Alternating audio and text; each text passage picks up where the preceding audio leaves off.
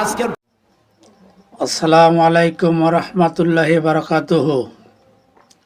আউযু বিল্লাহি মিনাশ শাইতানির রাজিম। বিসমিল্লাহির রহমানির রহিম। আল্লাযীনা ইম্মাক্কানাহুম ফিল আরদ আকামুস সালাত ওয়া আতুয যাকাত আমর বিল মারুফ ওয়া নাহাউ আনিল মুনকার। প্রিয় দর্শক মণ্ডলী, আমি আপনাদেরকে আল্লামা দেলোয়ার হোসাইন সাঈদীর একটা ভিডিও দেখাবো। এই ভিডিওর মধ্যে বলা হয়েছে যে চার দলীয় ঐক্য জোট সম্পর্কে উনি কথা বলেছেন। এই জন্য আমি বাংলাদেশের যেহেতু বিখ্যাত একজন আন্তর্জাতিক মানের আলেম, উনি যে চার দলীয় ঐক্য জোটের একত্রিত হওয়ার জন্য আহ্বান জানাইছে, এই জন্য আমি বাংলাদেশের বর্তমান আলেমদের গণের প্রতি আমি আহ্বান জানাই, আপনারা সকলে মাঠে নেমে চার দলীয় ঐক্য জোটের যে কথা আল্লামা দেলোয়ার হোসেন সাঈদী সাহেব বলে গেছেন, সেই কথাগুলা বাস্তবায়ন করার জন্য আমি আপনাদেরকে বিনীত অনুরোধ জানাচ্ছি। এই জন্য ঐক্যর কোনো বিকল্প নেই।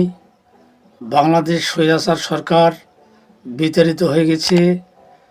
বাকি বাংলাদেশের যে দিবাগত স্বৈরাচার সরকারকে যারা সমর্থন করেছেন, তাদেরকে আইনের আওতায় নিয়ে এসে তাদেরকে আজীবনের জন্য কারাগারে রেখে বাকি সব বাংলাদেশের মানুষকে নিয়ে চার দলীয় ঐক্য জোট একত্রিত হয়ে কেউ কারো বিরুদ্ধে কথা না বলে আপনারা আবার এক হয়ে এই রাষ্ট্রকে বাংলাদেশের মানুষকে একটা শোষণমুক্ত, স্বৈরাচার মুক্ত, দুর্নীতি মুক্ত, রাহাজারি মুক্ত, রক্তক্ষয় মুক্ত, সব কিছু মুক্ত করে এ দেশকে সুন্দর একটা উপহার দেওয়ার জন্য আমি বাংলাদেশের নেতৃবৃন্দের প্রতি আমি আহ্বান জানাই। আসসালামু আলাইকুম ওয়া রাহমাতুল্লাহি ওয়া বারাকাতুহু। পার্লামেন্টারিয়ান ও রাজনীতিবিদ বাংলাদেশ জামায়াতে ইসলামের অন্যতম নায়েব আমির আল্লামা দেলোয়ার হোসেন সাঈদী।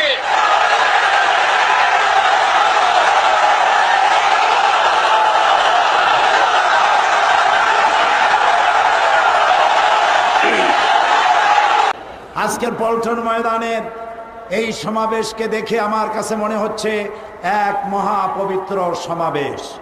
কারণ হচ্ছে এই সমাবেশে যারা উপস্থিত হয়েছে, এদের মধ্যে টেন্ডারবাজ নাই, এদের মধ্যে চাঁদাবাজ নাই, এদের ভিতরে গুন্ডা নাই, এদের ভিতরে মাস্তান নাই, এদের ভিতরে রয়েছে শহীদি কাফেলার রক্তরঞ্জিত পথ মারিয়ে যারা এগিয়ে চলেছে আল্লাহর দ্বীনের পতাকা নিয়ে, তারাই আজকের এই সমাজে, আজকের এই পল্টন ময়দানে উপস্থিত হয়েছে।